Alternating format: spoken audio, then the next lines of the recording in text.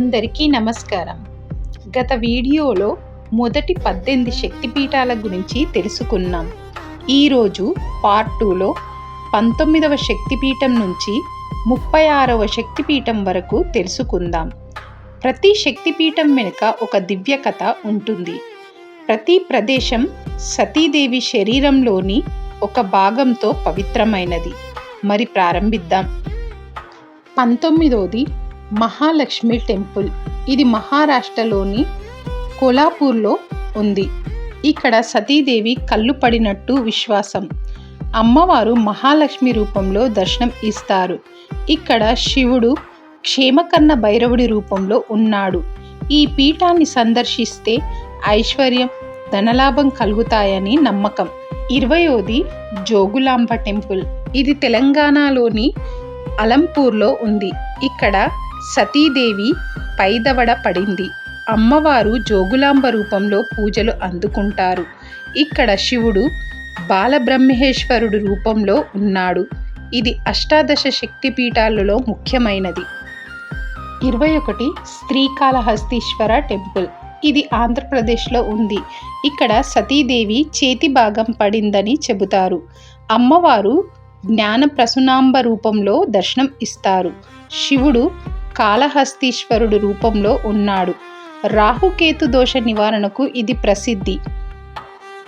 22వది కంచి దేవగర్భ పీఠం. ఇది తమిళనాడులో ఉంది. ఇక్కడ సతీదేవి నడుము భాగం పడింది. అమ్మవారు దేవగర్భ రూపంలో పూజలు అందుకుంటారు. శివుడు రుద్రుడు రూపంలో ఉన్నాడు. ఇది శక్తి శివ ఏకత్వానికి చిహ్నం. 23వది ప్రభాస పీఠం. ఇది గుజరాత్లో ఉంది. ఇక్కడ సతీదేవి కడుపు భాగం పడింది. అమ్మవారు చంద్రభాగ రూపంలో పూజలు అందుకుంటారు.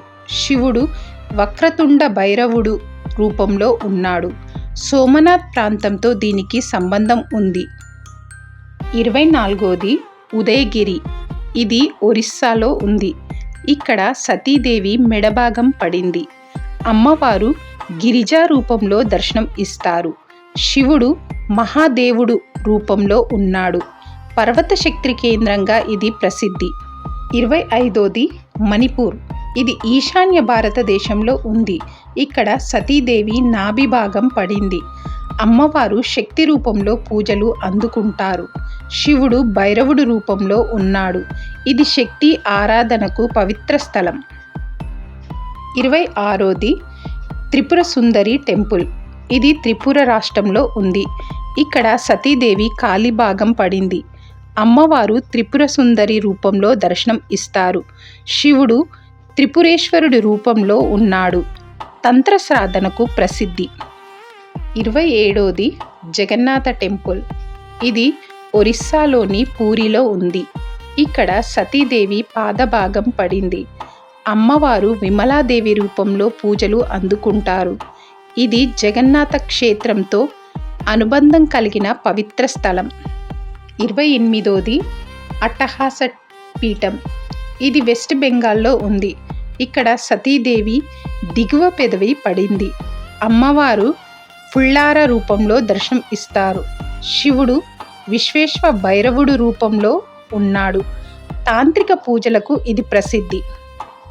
29వది నందిపురం. ఇది వెస్ట్ బెంగాల్లో ఉంది. ఇక్కడ సతీదేవి గొంతు భాగం పడింది.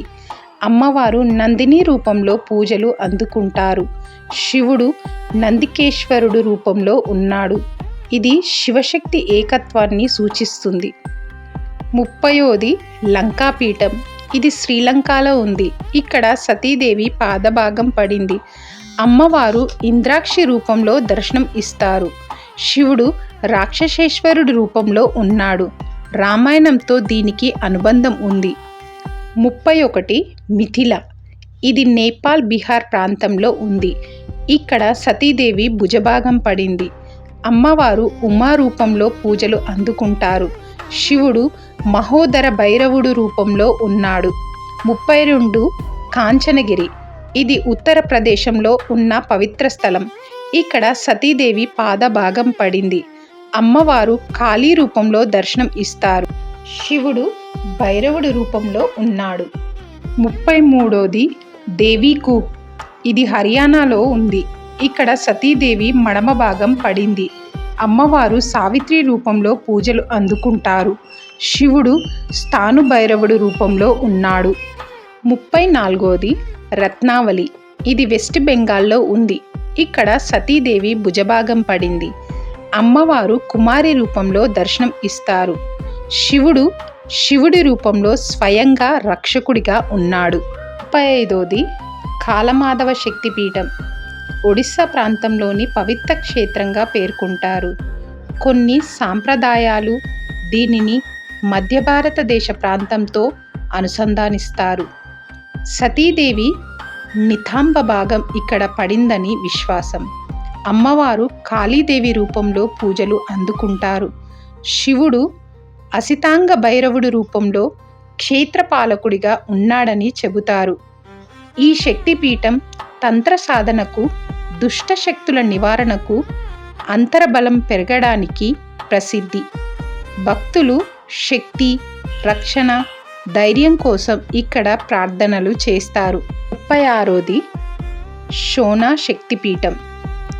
సోనా నది ప్రాంతం మధ్య భారతదేశానికి సంబంధించిన పవిత్ర స్థలం అని భావిస్తారు.